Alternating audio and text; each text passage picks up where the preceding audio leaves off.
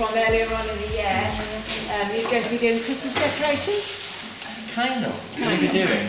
We're going to be. Do you want the posh name or the? Yeah, the posh name. The posh name is we're going to do some paper sculpture. Right. And paper engineering.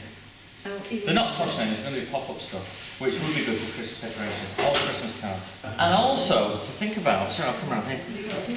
And also to think about how to use this in a kind of a illustrative sense, because it's a great way for making art, and that could be a way to use in books. I mean, particularly it's used in children's books. For me, it's one of those that falls in the category of too good for kids, a lot of it. I him was when he was a child, and his teacher, and he's an American, so in school in America, he was being shown how to do pop-ups. And the teacher was saying, as teachers do to kind of encourage him, you could do a pop-up of anything. And he said, could you do a tornado? And and the teacher thought for a minute and said, no. I said, well, you said we could do anything. How I can't. And it stayed with him of how could you do a tornado? And leaping forward 40 years, he got to make a pop-up book of The Wizard of Oz. And there's a tornado in it. And he made it, and it pops up and it works.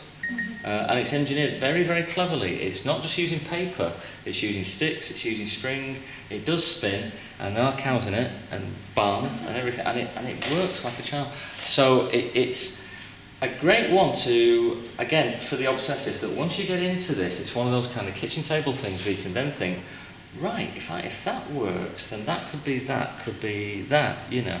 And you can do some really impressive stuff with some very simple techniques. So I brought some of my stuff on, which I promise you is all really simple techniques. So, but I do lots of work sometimes with young people, with children, and it's always fun when you go in and show them your pictures or your artwork. And if they like it, they tend to say, "You didn't do that," or "You've bought that," and you know you've done a good one there, you know. But when you show them a pop-up thing, it's like a magic trick. Because they don't think it's going to be, they just think it's going to be a picture. But when you get something like this and you open it up and you go, oh, wow. Yeah, exactly. And they go, how does that work? How does that go? And how it works is actually very, very simple. Sorry, can you see that? Did you get that, Carl? Yeah?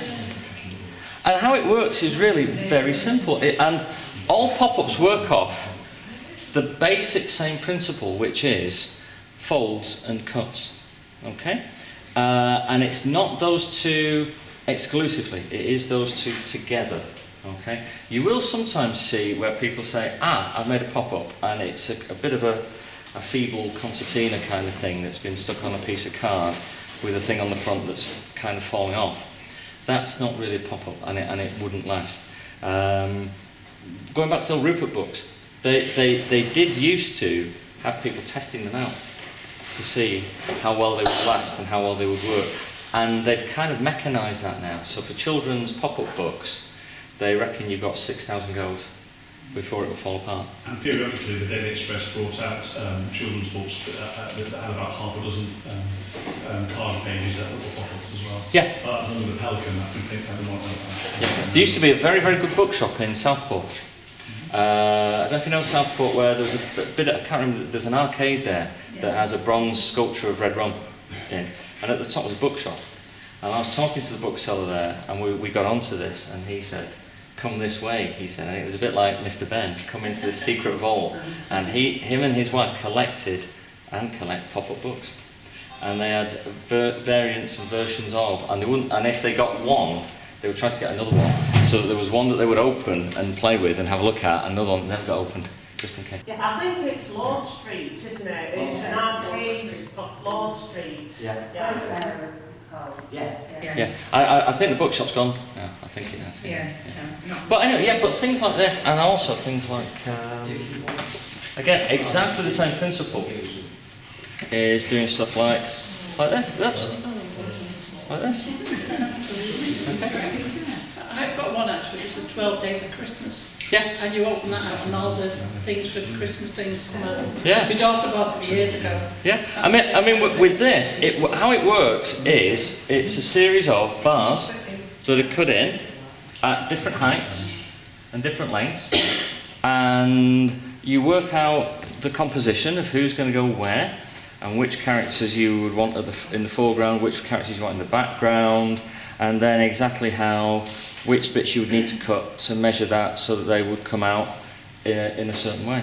But I thought we'd kick off today by doing a bit of this and just having a bit of a play with just this one as a bit of a format initially. Okay, I know we can get on to trickier stuff. Once you get this working, you can then do much cleverer stuff like this. This is again exactly the same idea, but instead of having the bar straight, it's having those bars angled so that you can do things like this. Yeah? Which again, it's good in terms of what you can do with narrative form on this and how you can kind of use it to tell a bit of a story as well. Okay? There's nothing to say that. I mean, most pop-up books work in that kind of format, but there's nothing to say that it has to. It could also work in that kind of format. Yeah, and be something that opens that way, and then the next page opens that way. Yeah, one of the best ones I ever saw as a pop-up was made out of a single sheet of paper that was folded and folded and folded, and the artist cut the alphabet out of it so that each letter pops up. And it wasn't done with a machine; it was done by hand, and it was just single cuts, and it was folded into 48 squares, and each letter would pop up. And that really takes some thinking about. But it's one of those things that when you get into it, you love it. Because then it's kind of, how's that going to work? You know, what can I do with that? But anyway, so how it would go is if you, have you come armed with lots of paper? No, some people arrive without any. Oh, well they can just watch. Who's got no paper? Well, I've got A4, Yeah, well, This lady. do you want a bit?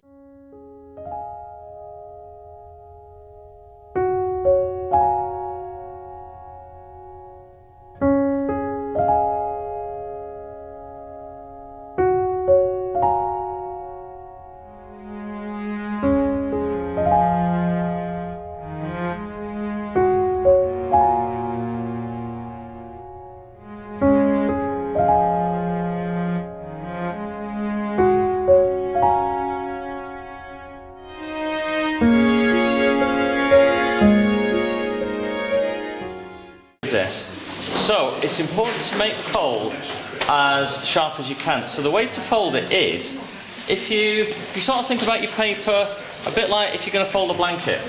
That's a tricky way to fold it that way. That's hard that way. The easy way is this. If you just get your paper and let it bend on the table in front of you, and then you can get your corners matched up and have your edge, and then you have your open bit. Okay?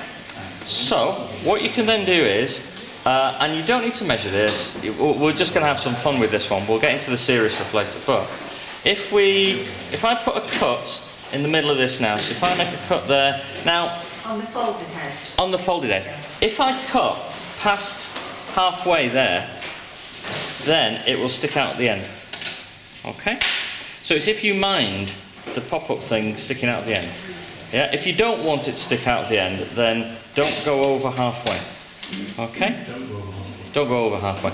Although, what I've done with some of mine is, I've clearly gone over halfway. So what I've then done is, I've made a background, or put a border on, that covers the bits that would stick out further, really. So if you... You don't want it in the middle, so over to the side? Yeah, well, it can go any way you would like. So if we just cut, if I just make a cut. So, in terms of something dead easy, what you could do now is, if you're thinking of a Christmas decoration or a Christmas card, you could do something like that. Yeah? There's a few stages in between, like, you know, but you could do something like that, where you're basically having those illustrations, or, so what we now have is something where, if you open this, hiya. Hey, can I sit in? Oh, I don't know, it's up to the boss, Janet. Can you sit in? I'm not the boss. You know me. we've got to find you a seat.